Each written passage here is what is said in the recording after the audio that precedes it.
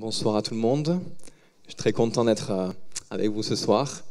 Et puis encore merci pour cette fête. C'est vrai que l'ordination, ça a été quelque chose d'extraordinaire et je ne m'attendais pas à être autant béni ce jour-là. Donc je sais que certains y étaient, d'autres n'ont pas pu venir. Mais en tout cas, sachez qu'on est dans une église vraiment incroyable, extraordinaire et qui fait des...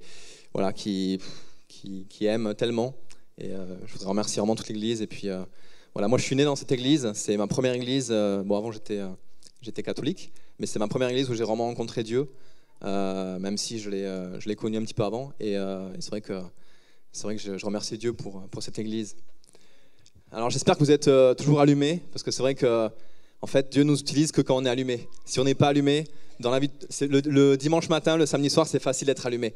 Par contre, être allumé en semaine, être allumé dans notre travail, être allumé tous les jours, c'est pas facile. Et pourtant, il y a un secret dans le fait d'être allumé, le fait d'être toujours sentir la présence de Dieu avec nous, de toujours chercher à être dans des défis pour être dans la foi. On a beaucoup parlé de la foi ce soir et je crois que c'était guidé parce que Dieu veut nous faire encore grandir dans la foi. Alors, je vais commencer par une citation. Alors, je vous la lis, je vous dirai qui c'est après. « Aujourd'hui, des millions de personnes crient à l'aide nuit et jour, cherchant du secours. Et c'est vous que Dieu va envoyer vers certaines d'entre elles. Il vous a façonné sur mesure avant votre naissance pour répondre à leurs besoins. » Ce passage, il vient de pasteur Yvan Castanou, qui est pasteur à ICC à Paris. Et en fait, je crois qu'il résume bien la pensée, enfin, en tout cas l'introduction de ce que je voudrais partager ce soir avec vous. Et le titre de mon message, ça serait une question, ça serait te demander, est-ce que tu te démènes pour ramener les enfants dans la maison du Père? Est-ce que tu te démènes? Est-ce que ta vie, elle a une place pour amener les enfants qui ne sont pas encore dans la maison du Père et pour les ramener dans la maison du Père? Et en fait, cette question, c'est très sérieux parce que nos vies vont à 200 à l'heure. Et je crois que c'est bien qu'on puisse se poser ce soir dans ce temps, dans cette série où on parle de réconciliation, où on parle nous-mêmes d'être réconciliés avec Dieu. Alors je sais que peut-être la majeure partie des gens ici, on a été réconciliés avec Dieu et c'est la plus belle chose qu'on a vécue.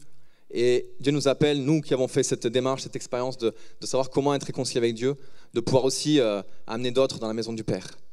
Et pour illustrer ce passage, on va s'appuyer sur une histoire que vous connaissez pratiquement tous, je pense. Et cette histoire, c'est l'histoire de Jonas. Donc on va commencer par lire juste quelques passages de Jonas, et après je vais rebondir sur certaines vérités de ce passage. Alors, je crois que ça va s'afficher. Super.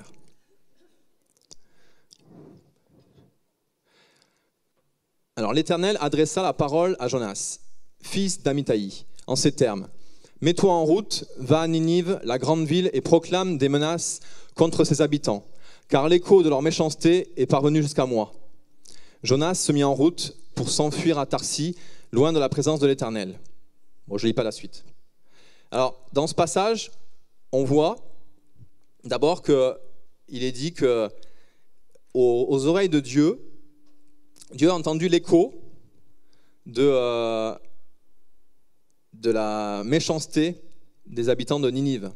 Donc je vais on va pas tout lire, je raconterai après un petit peu le résumé pour ceux qui ne connaissent pas l'histoire. Mais d'abord, on voit que Dieu est choqué d'entendre ce qui se passe dans la ville de Ninive. Et Dieu est choqué parce que du coup, il ne supporte pas la méchanceté, il ne supporte pas la colère, il ne supporte pas le péché. Et vous savez, dans son palais, à Dieu, tout s'écrit gloire. Et du coup, il ne peut pas s'attendre à ce qu'une ville ou à ce que des humains vivent dans le péché. Et du coup, ça touche son cœur. Et Dieu est touché par rapport à ça. Et la première chose que Dieu fait, c'est quoi? Bon, c'est pas dur, hein? Allez-y. Oui? Voilà. Il appelle Jonas. Alors, on pourrait se dire, Dieu il est tout-puissant. Dieu, il est tout-puissant, il aurait pu faire autre chose. Il aurait pu, moi j'imagine, Dieu dans sa toute-puissance, il aurait pu, vous savez, venir dans les nuages, mettre un genre de grosse vidéo, et puis en disant, repentez-vous, race de vipères, ou en disant, attention, dans 40 jours, je vais venir, je vais frapper cette ville, et tout va être détruit. Dieu aurait pu faire ça. Et ça aurait été spectaculaire, et les gens là, ils auraient tremblé. Et pourtant, Dieu a choisi un homme. Et ça, c'est la première leçon qu'on peut tirer de cette histoire, c'est que Dieu, pour réconcilier les hommes avec lui, choisit toujours des hommes, il choisit des hommes, il choisit des groupes d'hommes, il choisit des églises, il choisit des gens rachetés. Et la question ce matin, pour nous, c'est de se dire, est-ce que Dieu peut m'utiliser? Est-ce que je suis quelqu'un qui est utile? Est-ce que Dieu, s'il m'appelle aujourd'hui, est-ce que je suis réceptif à cette parole? Alors d'abord, Dieu choisit un homme. Vous savez pourquoi Dieu choisit un homme? Dieu choisit un homme parce que c'est comme ça qu'il a décidé que les choses seraient. C'est-à-dire qu'au début, quand il y avait Adam et Ève, quand ils habitaient dans le jardin d'Éden, Dieu a confié toute la terre aux hommes. Après, on sait qu'il y a le péché qui est venu, je ne vais pas reparler de ça. Et l'homme a perdu son autorité. Et quand Jésus est venu et qu'il a, le fils d'Adam qui est venu et qui a redonné la condition à l'homme, il est venu, il a repris le pouvoir aux mains de Satan et il a redonné l'autorité à l'homme. Et en fait, Dieu, dans son projet aujourd'hui, son désir, c'est d'utiliser les hommes. Il pourrait aller beaucoup plus vite, il pourrait accélérer et faire que le monde soit réveillé, faire que les choses aillent beaucoup plus vite. Mais Dieu ne revient pas sur sa parole. Il a décidé de confier la terre aux hommes et il ne va pas revenir sur cette parole. Et en fait, c'est important de saisir ça parce que des fois, on se dit, mais Dieu est tout puissant, Dieu peut faire tout ce qu'il veut. Et du coup, on attend des fois le réveil, on attend que des choses se passent, mais on ne réalise pas qu'en fait, Dieu ne va pas revenir sur son principe. Dieu ne va pouvoir agir sur cette terre qu'à travers nous, qu'à travers toi. Tu es la seule personne, on est les seules personnes sur cette terre, ceux qui sont réconciliés avec Dieu, qui peuvent faire une différence et qui peuvent impacter le monde. On est les seuls. Et des fois, nous, on a tendance à oublier ça, et c'est important de se rappeler que Dieu compte toujours sur un homme.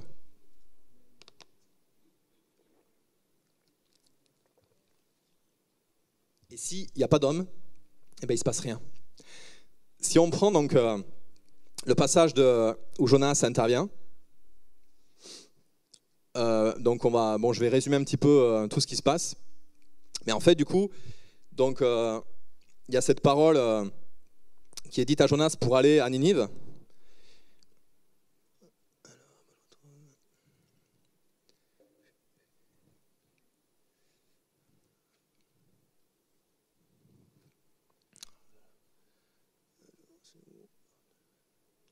Voilà. Donc Jonas, au début on voit qu'il désobéit. C'est le verset 3. Jonas se mit en route et se rendit à Ninive. Non, c'est pas celui-là. Donc c'est le début, là c'est le 3. Bon, c'est pas grave. Donc si on reprend le premier verset, tout au début on voit que donc Jonas désobéit. Et que Jonas du coup ne veut pas obéir à Dieu, ne veut pas aller à Ninive. Du coup, Jonas décide de partir. Bon, vous connaissez l'histoire. Il décide de partir loin de Ninive. Il décide d'aller à Tarsis. Donc Tarsis, c'est au sud de l'Espagne, donc vraiment à l'opposé de Ninive. Ninive, c'était plutôt sur l'est, et là, il part à l'opposé, à l'ouest. Donc il part en bateau, et donc vous connaissez l'histoire. Et Dieu, en fait, fait souffler une tempête dans la mer pour que le bateau chavire. Donc les marins qui sont là sont inquiets, ils pensent qu'ils vont tous mourir, et Jonas est en train de dormir. Donc là, il le réveille. Bon, Jonas leur confie qu'en fait, s'il y a la tempête, c'est à cause de lui, à cause de sa désobéissance. Et du coup, il décide de le jeter sur la corde de Jonas, de le jeter dans la mer. Et là, du coup, au lieu d'être noyé, au lieu de partir et de mourir, Jonas, en fait, est recueilli dans un gros poisson, donc une baleine. On ne sait pas si c'est une baleine, mais en tout cas, c'est un gros poisson. Là où il passe 3 jours et 3 nuits. Et c'est un temps, pour lui, un peu de repentance, un temps où il voit l'intervention de Dieu, il voit Dieu agir dans sa vie, et il voit que la vie n'est pas finie, et du coup, il accepte finalement le plan de Dieu. Donc Dieu, une fois qu'il a travaillé son cœur pendant ces 3 jours et ces 3 nuits, Dieu le relâche du poisson. Et c'est là que, j'ai fait très vite, hein. Ce passage il est très précieux, il y a plein de choses à dire, mais je vais pas dire tout ce qu'il y a à dire. Et là, on tombe du coup sur Jonas qui obéit, donc c'était au passage... au chapitre 3, donc tu peux le remettre du coup. Voilà.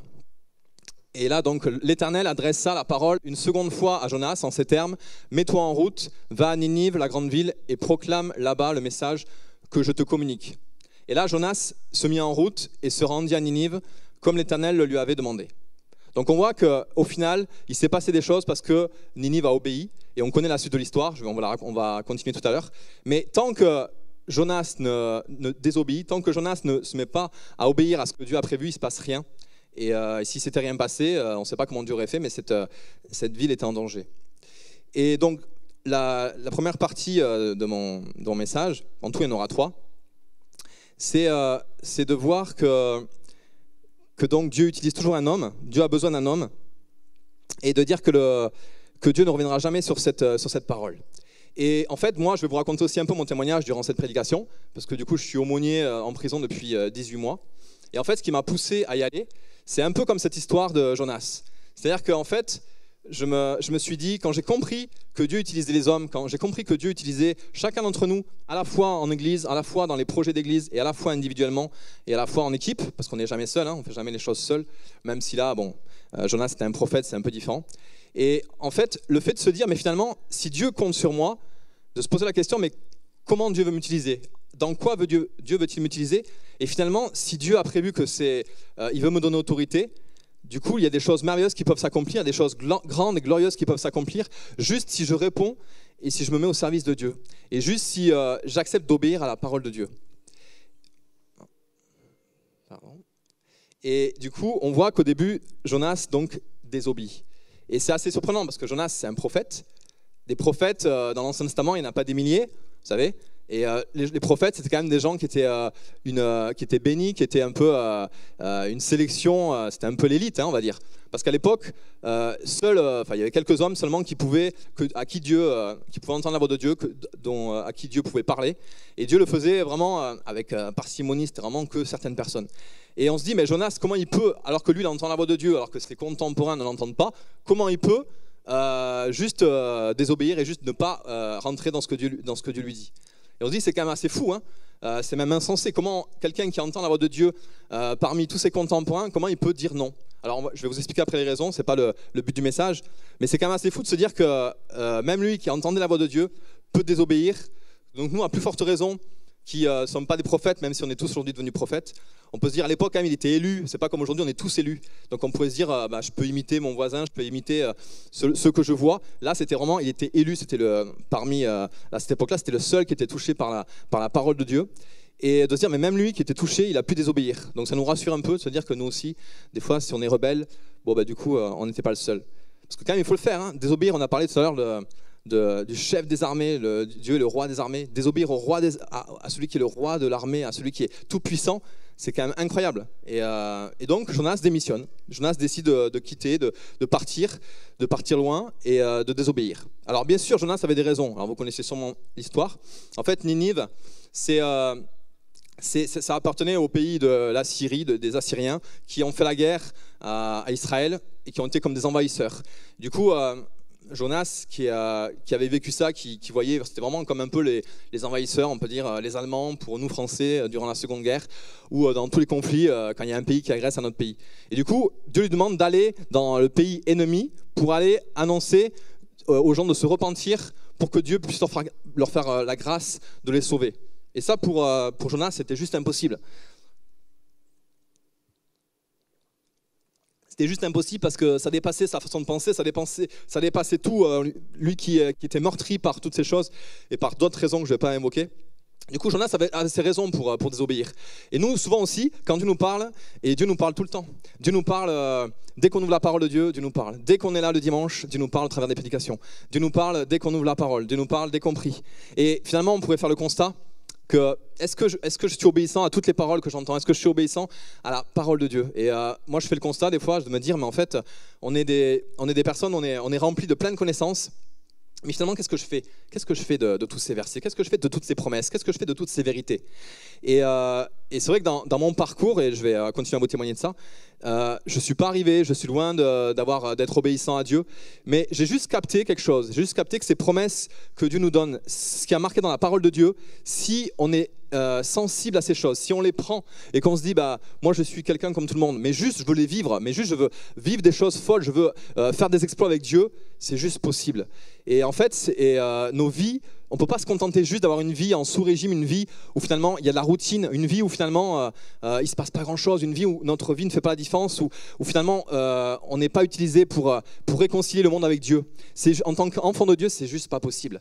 C'est juste compliqué de faire le constat, de se dire que on est des fois infidèles, qu'on est des fois désobéissants.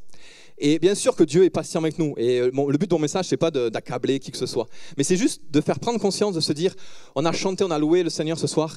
Et on est il y a un feu, vous savez, quand on est rempli de Dieu, il y a un feu et on sent qu'on est appelé un peu comme Jonas. Il devait avoir ce feu quand Dieu devait lui parler. À chaque fois que Dieu devait lui parler, il devait avoir un feu dans son cœur. Quand Dieu nous parle, quand Dieu nous utilise, il y a un feu qui est là. Il y a un feu qui vient, il y a un feu qui est là. Et souvent, ce feu, on l'a le dimanche, on l'a des fois dans notre temps d'adoration. Et pourtant, on pourrait se dire, mais finalement, ma vie, elle fait pas la différence comme elle devrait la faire. Elle impacte pas le monde comme elle devrait impacter. Et je crois qu'on est en route, je crois qu'on a besoin encore de grandir, de révélation, mais je crois qu'on a assez de révélation, on a assez de connaissances pour vivre autre chose que ce qu'on vit actuellement. Et je vous le dis vraiment dans l'amour, parce que je veux dire, on n'est pas arrivés, on est tous au même niveau, on est tous pareils, mais ce désir qui est dans nos cœurs, on ne peut pas juste se dire on vit ça le dimanche ou on vit ça de temps en temps, il faut que ce soit quelque chose de continuel. Il faut que ce soit quelque chose de continuel, se dire je veux obéir, je veux être utilisé par le Saint-Esprit à chaque instant, je veux être utile dans des petites choses, dans des grandes choses, je veux prendre des risques pour Dieu. Et du coup, on va lire ce verset dans 2 Corinthiens 5, 18 à 19, qui parle finalement du grand mandat que Dieu nous donne. Le fait d'aller, Jésus quand il est parti, avant de partir, de quitter la terre, il a dit à ses disciples, allez, et faites des nations, faites de toutes les nations des disciples, et faites que toutes les nations soient réconciliées avec Christ. Et on est tellement habitué à entendre cette parole, on est tellement habitué à connaître finalement ce verset, à connaître le fait qu'on doit faire des disciples, on est tellement habitué que du coup ça nous fait plus rien, que du coup on le sait. Mais c'est comme si ça nous passait là, puis qu'on se dit, bon, ben oui, je le sais, je le fais de temps en temps, mais c'est comme si ça nous passait des fois dessus. Et dans ce verset, on va le lire. Alors, j'ai pris plusieurs versions pour voir un petit peu vraiment la force des mots. Donc, tout cela est l'œuvre de Dieu qui nous a réconciliés avec lui par le Christ et qui nous a confié le ministère de la réconciliation. Et dans d'autres versions, il est dit, bon, c'est d'autres, il y a les versets 18 et 19, mais il y a le ministère de réconciliation et il y a le message de la réconciliation. Il a fait de nous les dépositaires du message de la réconciliation, ou alors c'est ce message de réconciliation qu'il a mis sur nos lèvres et nous a chargés de proclamer publiquement. Il nous a chargés d'annoncer cette œuvre de réconciliation. Et franchement, on est tous des privilégiés ici, de pouvoir se dire, waouh, Dieu m'utilise à moi pour annoncer cette œuvre de rédemption au travers le monde, au travers des gens autour de moi. Et quand on est saisi par le monde, par les gens autour de nous qui ne connaissent pas Dieu, et qu'on voit que Dieu nous charge de cette mission, mais c'est une mission qui est 24 sur 24, c'est une mission qui devrait nous obséder, c'est une mission qui doit nous faire vivre le matin en se levant en se disant mais comment je peux faire pour réconcilier quelqu'un? Alors ça ne va pas se faire du jour au lendemain, mais comment je peux faire pour que je puisse être utile pour la réconciliation? Et donc nous avons cette responsabilité, et à la fois nous sommes déjà passés par là, du coup nous connaissons. Et moi, ce qui m'a motivé aussi le fait d'aller en prison, c'est le fait de me dire, je sais, en prison, c'est compliqué. En prison, tout est compliqué. En prison, en fait, c'est des vies, c'est des bouts de vie. Les gens, quand ils arrivent en prison, ils ont l'impression que leur vie, elle s'arrête. Ils ont l'impression qu'ils n'ont plus d'espoir. Ils ont l'impression qu'ils sont là, ils ne savent pas pour combien de temps ils vont être là. Et ils ont l'impression que leur seul but dans la vie, c'est juste de survivre. C'est juste d'attendre que les jours passent. Et c'est vrai qu'il y a peu d'espoir pour eux, dans le sens ils sont pas encouragés d'être en prison. Et ils ont l'impression que leur vie s'arrête, que leur vie qui descendent très bas dans l'abîme. Et en fait, c'est vrai que c'est normal de penser ça.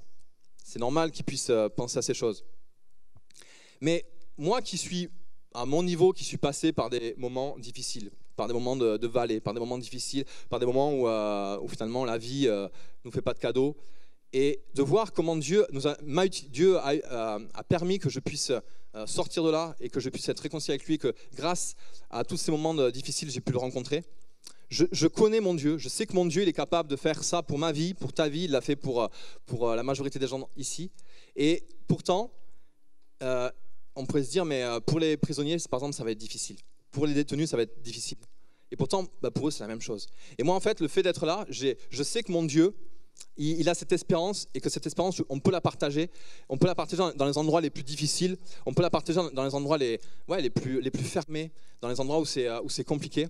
Parce que là où l'Esprit de Dieu habite, là où Dieu habite, il y a la place pour plusieurs, il y a la place pour plein de personnes, il y a la place pour que ça se révèle sur plein de personnes.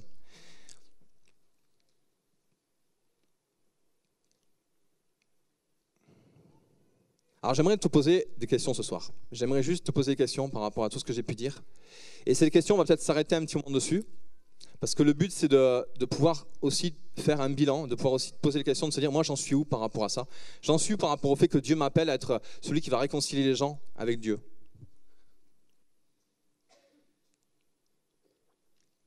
Alors, la première question que je voudrais vous poser, c'est le fait de comment Dieu t'utilise, comment es-tu utile à Dieu? Alors, ça va être juste un temps où vous pouvez réfléchir juste à ça. De quelle façon, comment le Seigneur t'utilise? Quelle est ta stratégie? Quelle est la stratégie que Dieu t'a donnée pour pouvoir impacter le monde? Quelle est ta stratégie pour pouvoir impacter une personne? Quelle est ta stratégie pour pouvoir être un libérateur pour une cause, pour un domaine, pour une personne? Et te dire, est-ce que ta vie permet la réconciliation des gens avec Dieu? Est-ce que grâce à toi, il y a des gens qui se tournent vers Dieu? Et c'est pareil, ces questions, c'est pas pour nous culpabiliser, c'est pas pour se dire, oh, je suis pas un bon chrétien. Mais c'est juste ces questions, c'est juste que c'est naturel pour un chrétien qui est né de nouveau, qui est rempli de Dieu, qui est rempli de la puissance de Dieu, de pouvoir impacter son monde. C'est normal de pouvoir que l'esprit qui vit en nous puisse impacter les gens autour de nous. Il y a la place pour d'autres, il y a la place pour une foule nombreuse autour de chacun d'entre nous. Dieu a mis assez d'espérance en nous pour qu'on ait aussi l'espérance pour les gens qui sont autour de nous, pour les causes qui sont autour de nous. Dans 2 Corinthiens 5, 20, il est dit encore, nous faisons donc fonction d'ambassadeurs au nom de Christ. Comme si Dieu adressait par nous cette invitation aux hommes, c'est au nom du Christ que nous vous en supplions, soyez réconciliés avec Dieu. Vous voyez, dans ce passage, il y a marqué que c'est au nom du Christ que nous vous en supplions, soyez réconciliés avec Dieu. Vous savez, notre cœur, ça devrait être ce passage, se dire, mais presque quand on est face à des gens, alors bien sûr c'est une image, mais de dire à des gens, mais vas-y, réconcilie-toi avec Dieu, Dieu existe, réconcilie-toi. Ta vie, elle va durer encore quelques années, c'est pas comme les 40 jours dans la ville de Ninive où il y avait une condamnation. Mais de dire presque, bien sûr on ne peut pas le dire avec ces mots-là, mais dans notre esprit, dans notre cœur, ça doit jaillir pour se dire, mais il faut que tu connaisses le nom qui sauve, il faut que tu connaisses le nom de Jésus, celui qui sauve et celui qui peut te réconcilier. Et il y a un cri, il y a comme une supplication dans ce verset, et de se dire, mais je ne peux pas juste être indifférent, et absolument il faut que Dieu est grand, et Dieu va m'utiliser pour sauver les gens autour de moi, pour sauver ma famille, pour sauver des collègues, pour sauver des gens autour de moi. Je veux même me mettre dans des endroits où Dieu va pouvoir sauver des gens qui sont en difficulté, des gens qui ont soif d'espoir, qui manquent d'espoir. Et c'est tellement important, c'est vital de nous poser ces questions.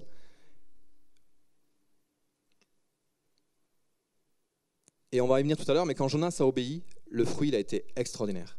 Et pourtant Jonas, il n'a pas fait grand-chose, il a juste obéi. Et en fait, des fois quand on prend des passages comme ça, on se dit, mais Jonas, c'était un prophète, on idéalise un petit peu les hommes de Dieu dans la parole de Dieu, mais Jonas, c'est nous.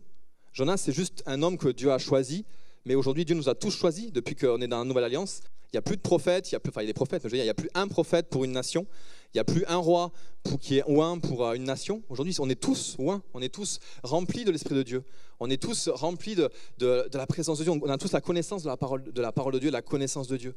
Du coup, on est tous des Jonas. Et ce que Jonas a fait, il ne faut pas croire que c'est juste réservé à une élite, que c'est juste réservé à des hommes ou à des femmes qui avaient des pouvoirs spécifiques. Et là, je vais continuer donc sur mon témoignage par rapport à la prison. Et en fait, juste vous partager quelques points en fait, que j'ai réalisés depuis que je suis en prison. En fait, quand je suis allé en prison au début, Dieu me pressait dans mes tripes de me dire, mais pas forcément pour la prison, mais m'oppresser pour me dire, mais ce monde, il se meurt. Les gens autour de moi, ils se meurent. Et finalement, j'avais l'impression d'être tellement indifférent à toutes ces choses. Je ne l'étais pas, mais j'avais l'impression tellement au fond de moi qu'il ne se passait pas grand-chose. J'avais tellement l'impression que finalement, la vie passait. Puis finalement, les questions que je vous ai posées, ces questions, je me les posais. Je me disais, mais je n'ai pas de réponse. Et en fait, ces questions, je les ai méditées, je les ai pris, j'ai prié dessus, j'ai crié à Dieu, j'ai dit, Seigneur, utilise-moi. Seigneur, j'ai besoin que tu utilises ma vie, j'ai besoin que je sois utile, j'ai besoin que je sois utile à quelque chose, je sois utile à vraiment à ce que tu as prévu pour moi. Et on verra après, il y a le verset qui dit que Dieu a préparé les œuvres d'avance pour nous. Et du coup, ça vibrait dans mon cœur, et je disais, mais Seigneur, utilise-moi, mais je ne sais pas comment. Et des fois, on pourrait, alors là, je vous parle de l'aumônerie de prison, ça peut être un gros truc, on pourrait se dire, on n'est pas tous appelés à être aumônier de prison, et le but, c'est pas d'être aumônier de prison, et c'est pas mieux d'être aumônier de prison que d'être dans son travail, et finalement de faire le même travail dans son travail, ou de faire le même travail dans une association, ou de faire le même travail dans sa famille, ou de faire le même travail n'importe où. C'est pas le fait d'aller dans des endroits extraordinaires, c'est pas ça le but. Mais c'était juste de se dire, mais Seigneur, utilise-moi. Et en fait, le fait que je sois là en prison, c'était juste pour être dans un endroit où je savais qu'il y avait des besoins, où je savais qu'il y avait c'était ténébreux, où je savais que c'était sombre, où je savais que la vie n'existait pas beaucoup. Et je savais que le fait d'y aller, quand j'y suis allé en prison, j'ai dit au Seigneur, Seigneur, j'y vais, mais si j'y vais, Seigneur, tu m'accompagnes, parce que moi, je peux rien faire en prison.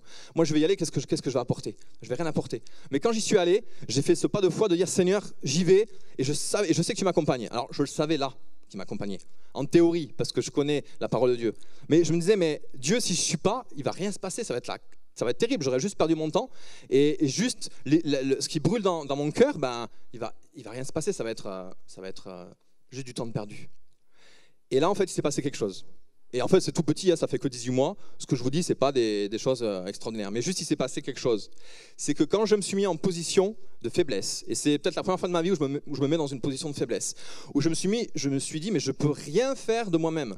Je ne peux rien faire. Quand vous avez un détenu que vous rencontrez, vous parlez un petit peu avec lui, puis au moment de la discussion, il vous dit, moi j'en ai pris pour 16 ans. Qu'est-ce que vous voulez lui dire? Qu'est-ce que vous voulez faire pour l'aider? Vous allez dire, oh ça va, t'inquiète, ça va aller. Vous pouvez rien dire. Vous êtes juste bouche bée en disant, mais purée, j'aimerais pas être à ta place. Non mais c'est vrai, j'aimerais pas être à ta place, parce que moi, si j'étais à ta place, ça serait dur. Bon, nous on connaît le Seigneur, donc c'est différent, mais même avec le Seigneur, c'est dur. Même c'est long quand même. Mais qu'est-ce que je peux faire face à lui? Et en fait, c'est pour des moments comme ça que j'aime être en prison. Parce que quand il n'y a plus d'espoir, quand il n'y a plus de possibilités humainement, on ne peut rien faire. Mais moi, je sais une chose. Je sais que ce que Dieu, le Saint-Esprit, ce qu'il a fait dans ma vie, quand j'étais dans la dépression, quand j'étais au fond du trou, quand il m'a réconcilié avec lui, je sais que Dieu peut le faire dans la vie de n'importe qui. Dans la vie de n'importe qui peut le faire. Et pourquoi Dieu va le faire dans la vie de n'importe qui? Juste parce que je suis à côté de la personne. Juste parce que je suis avec lui. Juste parce que je suis à ses côtés, alors il va se passer quelque chose dans sa vie. Et c'est ça la révélation que j'ai eue, c'est que de me dire, je vais être dans cet endroit, c'est pas que j'ai des pouvoirs magiques, mais je sais que Dieu est en moi. Et que là où je suis, c'est Dieu qui est là. Et que là où je suis, Dieu est dans la prison, il était déjà avant moi. Mais là où je suis, comme pour Jonas, Dieu est là, et il se passe des choses. Et quand je parle avec des détenus, quand je commence, alors au début on ne parle pas forcément de Dieu, parce qu'il y en a certains, ils n'ont pas forcément envie d'entendre parler de Dieu. Mais quand je leur parle de mon témoignage, ils sont obligés de m'écouter, parce que moi je les ai écoutés pendant des heures et des heures, qui m'ont raconté leur vie. Alors quand des fois je prends un petit moment pour raconter mon témoignage, en plus ils sont intéressés, ils veulent savoir pourquoi je suis en prison, c'est quoi un aumônier, pourquoi je ne vais pas plutôt aller à la plage plutôt que de venir en prison. Donc ils se posent des questions, ils sont quand même interpellés. Du coup je leur place mon témoignage. Et là je leur parle de Jésus. Et là je leur dis ce que Jésus a fait dans ma vie. Puis on commence à prendre des versets. Puis je commence à leur lire des versets. Puis je leur dis certains versets, alors je ne le dis pas comme ça, mais en gros, le verset que j'aime beaucoup, c'est là où le péché a abondé, la grâce a surabondé. Alors ce verset, je ne le dis pas comme ça. Mais en gros, je reprends un exemple avec des passages classiques de la parole de Dieu. Des passages où en fait, Jésus, il est avec la prostituée. Ou le passage où Jésus, il est avec la femme adultère. Alors bien sûr, je ne dis pas, je n'arrive pas directement en disant ça, sinon le gars, il sait que je parle pour lui. Mais je le fais avec subtilité. Mais on le fait en groupe de parole, sinon c'est compliqué. Mais ce que je veux dire par là, c'est que quand les gens entendent que Jésus, il aime la prostituée, quand ils entendent que Jésus, il aime prendre soin de ceux qui ont beaucoup péché, de ceux qui ont une mauvaise vie, de ceux qui sont rejetés par la foule, et qui se disent, mais du coup, Jésus, c'est pas le Dieu que je connaissais. Et qu'ils voient que dans ma vie, ça a été transformé, et que si je suis aujourd'hui avec eux en prison, c'est parce que j'ai été transformé, et ça, pour eux, ça commence à avoir du sens. Et quand je vois leurs yeux, des fois, c'est juste un sourire où je vois leurs yeux s'ouvrir, et qu'ils reçoivent, vous savez, quand ils reçoivent pour la première fois de leur vie un passage qui les illumine, qui les éclaire, ben voilà, c'est Dieu qui fait. C'est Dieu qui permet cette réconciliation, c'est Dieu qui permet qu'il y a quelque chose qui vient, et il y a l'espoir qui revient. Et ça, c'est juste extraordinaire, parce qu'on a tout, on a la parole de Dieu, on a la tête bien remplie, on est rempli de messages, on a des choses extraordinaires. Moi, je vais vous dire un truc. Quand j'étais, avant d'être en prison, alors bon, ça vaut ce que ça vaut, mais bon, voilà. Vous savez, peut-être comme certains d'entre vous, j'étais là, et quand il y avait des messages comme ça, je trépignais, je me disais, mais Seigneur, utilise-moi, mais voilà. Mais comment? C'était compliqué. Et vous savez, j'étais comme un peu l'image, vous savez, du coureur du 100 mètres. Vous savez, quand on démarre au 100 mètres, on est sur les starting blocks comme ça, là, puis on attend le coup de pistolet, et dès que le coup de pistolet il retentit, hop, ils se lèvent et ils accélèrent à fond pour franchir la ligne en premier. Et ben moi j'étais comme ça. Et en fait j'attendais le coup de feu. Et j'attendais. Et c'était long. Et j'attendais. Et c'était pas juste 1 minute, c'était pas juste 2 minutes, c'était des mois, des années. Et sur le coup je réalisais pas ça. Ça j'ai réalisé depuis que je suis en prison. Pourquoi ? Parce que j'attendais, je ne sais pas, mais j'attendais. J'attendais peut-être que Dieu fasse un miracle, que Dieu fasse quelque chose, j'attendais quelque chose. Et puis, il se passait des choses, mais j'étais toujours un peu dans mon starting block. Le jour où je suis arrivé en prison, en fait, il y avait tellement de besoins, il y avait tellement de choses à faire, qu'au début, j'arrive, et puis en prison, c'est compliqué. Quelqu'un qui est malade en prison, pour qu'il soit soigné, c'est très compliqué. Et souvent, les gens, ils sont délaissés. Il y a l'administration, elle est vraiment... bon, bref. Et du coup, j'ai commencé à prier pour des gens. Et j'ai commencé à prier pour des personnes qui étaient malades. Et en le faisant, je me disais, mais cette personne-là, si Dieu n'intervient pas, il ne sera jamais guéri, il va être mal soigné ou ça va être compliqué. Et il s'est passé des choses et les gens ont été guéris. Quand j'étais là, dès que je disais une petite parole d'un verset, les gens, ils étaient comme ça. Et j'avais l'impression, du coup, que tout ce que j'avais appris pendant toutes ces années à l'église, que j'étais, vous savez, comme un docteur généraliste, en fait. Il connaît tout sur toutes les maladies, vous savez. Et moi, j'arrivais là, au début, j'étais juste normal, quoi. Et là, j'arrivais et j'avais l'impression que, du coup, je pouvais semer dans tout ce que je pouvais semer. Il y avait toujours, ça prenait toujours, il y avait toujours quelque chose qui prenait. Et là, j'ai compris tout ce que Dieu a mis dans nos vies. En fait, on est juste des personnes qui sommes tellement remplis de Dieu, on a tellement une connaissance de Dieu, on a tellement une foi en Dieu, qu'on est comme, vous savez, des fois dans les starting blocks, et on ne sait pas où utiliser, quoi faire. Mais quand il y a des besoins, quand ça court de partout, quand ça grouille de partout, quand finalement il n'y a rien, et dès qu'on plante un petit truc, ça pousse, c'est juste extraordinaire de se dire waouh, mais Dieu a de la réserve. Mais en fait, et depuis que j'y suis, j'ai l'impression du coup de revivre, de renaître, parce qu'en fait j'ai l'impression que tout ce que j'ai appris, il n'y a rien qui est inutile, rien. Même les choses où je ne suis pas très très fort, bah, quand je suis avec eux, bah, j'ai l'impression que pour eux, je suis Moïse, quoi. Non mais c'est incroyable, c'est incroyable. Et en fait, c'est pas parce que c'est moi qui suis, c'est juste parce que je me rends disponible et parce que je sais que je ne peux rien, mais que celui qui est en moi, il peut tout. Et du coup, je vais vous dire aussi ce que ça a produit. Ça a produit que j'ai jamais autant parlé de Jésus depuis que je suis en prison. C'est normal. Mais du coup, quand on parle de Jésus, vous savez ce qui se passe quand on parle de Jésus ? Il y a la gloire et le Saint-Esprit qui vient, et on a la chair de poule, et on sent et on sort de là, et c'est nous qui sommes touchés, c'est même pas l'autre aussi. Et du coup, on se dit, waouh, mais c'est bon, mais pourquoi je ne l'ai pas fait avant ? Parce qu'avant, j'étais pas dans un environnement où j'étais pas programmé pour me dire, mais en fait, j'ai des choses extraordinaires que Dieu a mis en moi. Et du coup, quand j'ai commencé à me dire, mais tout est possible, il y a des besoins énormes, qu'est-ce que je fais ? Bah, on va prier. Et du coup, quand on prie, bah, ça marche. Et en fait, l'évangile, ça marche. Et en fait, les paroles de Dieu, ça marche. Et les promesses de Dieu, ça marche. Et en fait, c'est juste incroyable de se dire, en fait, on ne se rend pas compte, on est en sous-régime.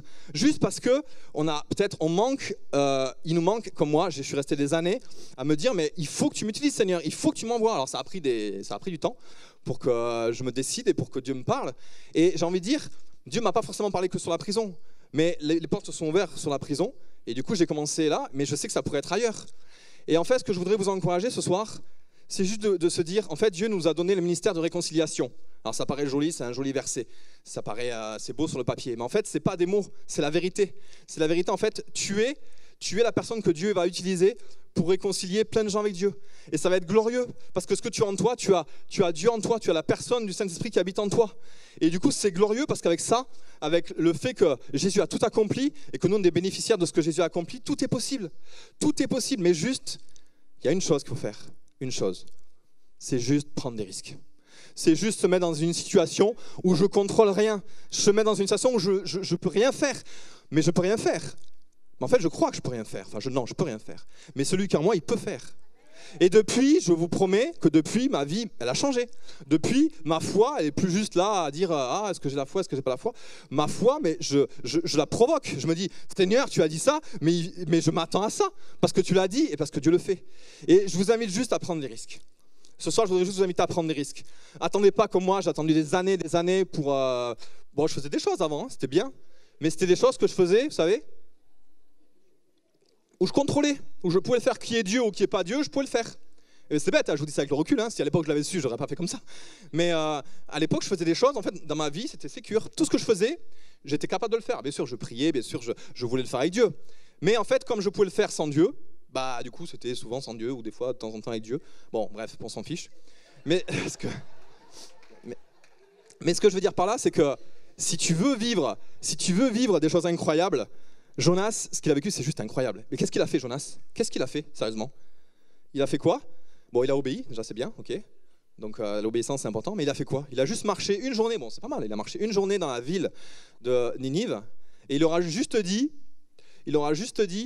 eh les gars, dans 40 jours, pour vous c'est fini. Dieu est en colère contre vous, dans 40 jours c'est fini. Il a juste fait ça.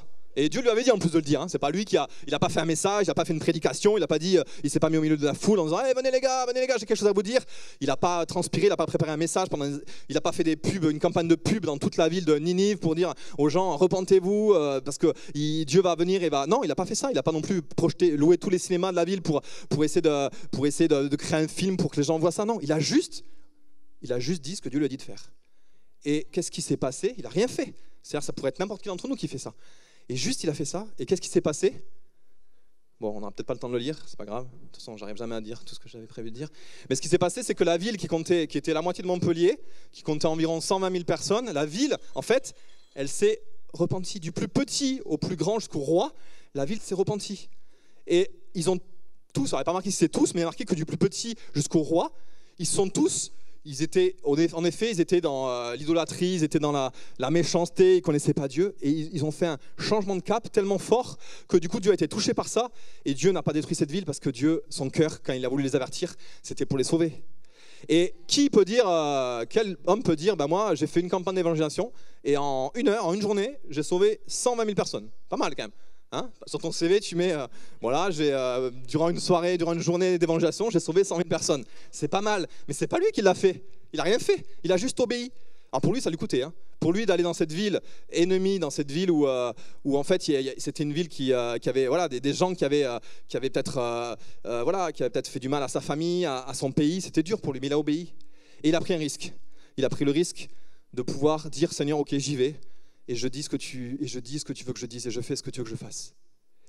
Et juste, on va finir peut-être comme ça, je voudrais juste vous inviter tous, quand je vous posais ces questions-là, tout à l'heure, comment Dieu peut t'utiliser? C'est juste de vous dire, c'est simple en fait. Parce que Dieu a déjà tout préparé à l'avance. Dieu, il a déjà préparé toutes les œuvres à l'avance. Et en fait, Dieu, il attend qu'une chose, c'est de pouvoir prendre la place du roi. On a parlé tout à l'heure, on a loué en disant, Seigneur, prends la place du roi.